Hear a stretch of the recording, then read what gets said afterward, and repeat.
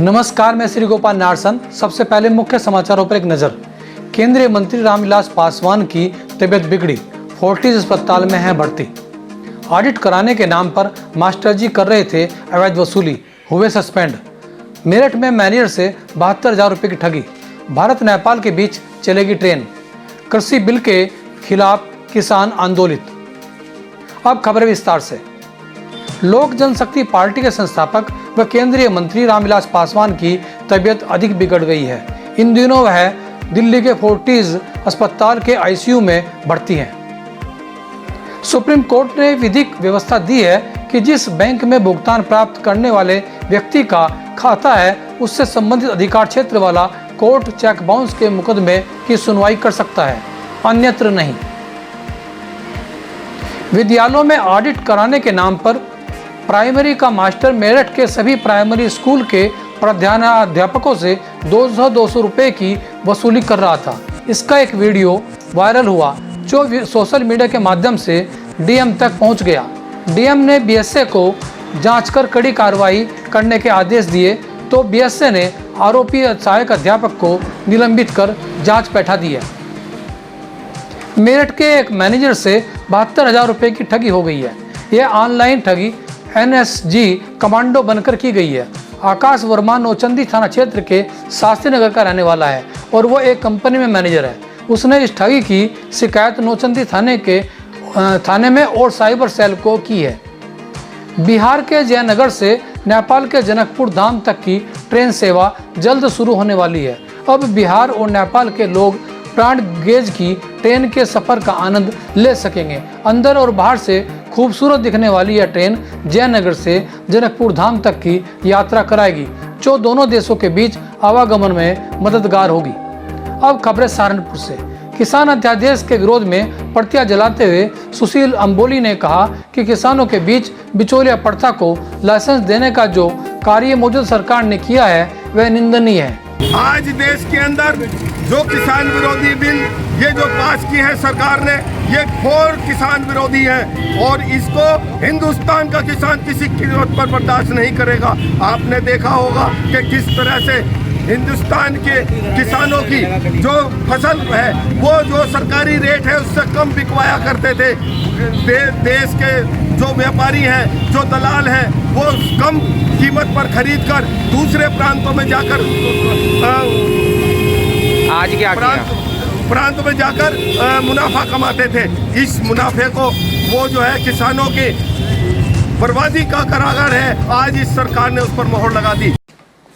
देवबंद में समाजवादी पार्टी के कार्यकर्ताओं ने थाने पर बीजेपी सरकार के खिलाफ मोर्चा खोलते हुए विरोध प्रदर्शन किया और कहा कि बीजेपी सरकार किसान विरोधी है और नौजवानों को रोजगार नहीं दे रही है। सपा के प्रदर्शन को देखते हुए देवबंद थाने पर आरएएफ पीएसी के जवान के साथ साथ पुलिस के जवानों की बड़ी संख्या में मौजूदगी रही। आज जो प्रोटेस्ट किया गया किस चीज को लेकर किया गया?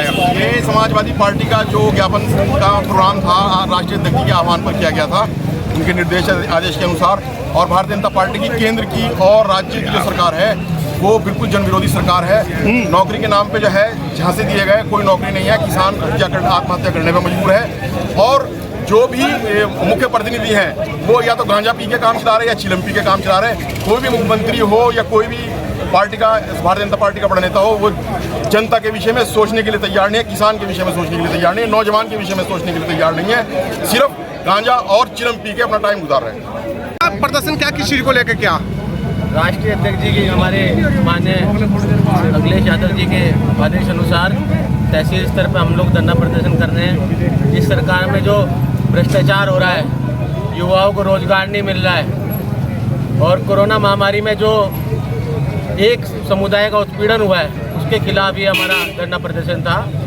और हम लोगों ने मांग उठाई है कि जो सरकार ने वादे किए थे, चाहे वो रोजगार देने का हो, चाहे वो किसानों की समस्या और पेमेंट की समस्या को हल करने का हो, उस सब मुद्दों पे हमारी सरकार एक बार विचार करे। राज्यपाल को हमने इसी संबंध में ज्ञापन दिया है।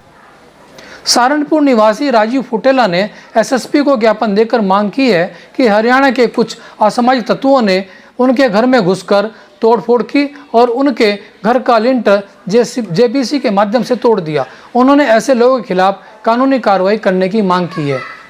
मेरा नाम राजीव फुटेला है। मैं 30 गोविंद नगर का निवासी हूँ। क्या मामला है? मामला ये है कि हम अपने घर में 25 साल से रह रहे हैं और हमारे पड़ोसी लगभग 13 साल से आए हुए हैं।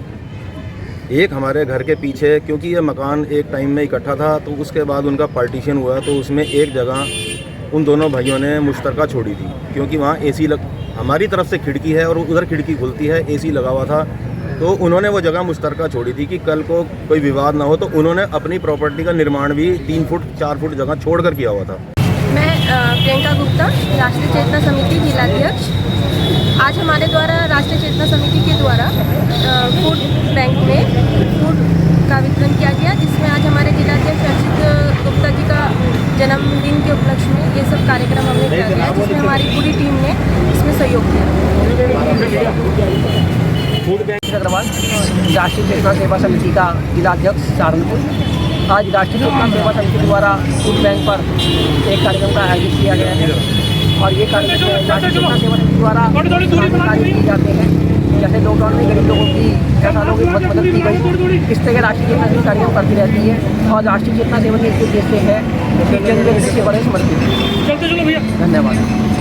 आरटीआई एसोसिएशन ऑफ इंडिया के राष्ट्रीय अध्यक्ष संजय त्यागी की संस्तुति पर सतपाल शर्मा, दिल्ली प्रदेश अध्यक्ष ने रुड़की के सतीश नेगी को संगठन के जिला अध्यक्ष की कमान सौंपी है। सतीश नेगी चिन्हित राज्य आंदोलनकारी के रुड़की शहर अध्यक्ष भी हैं।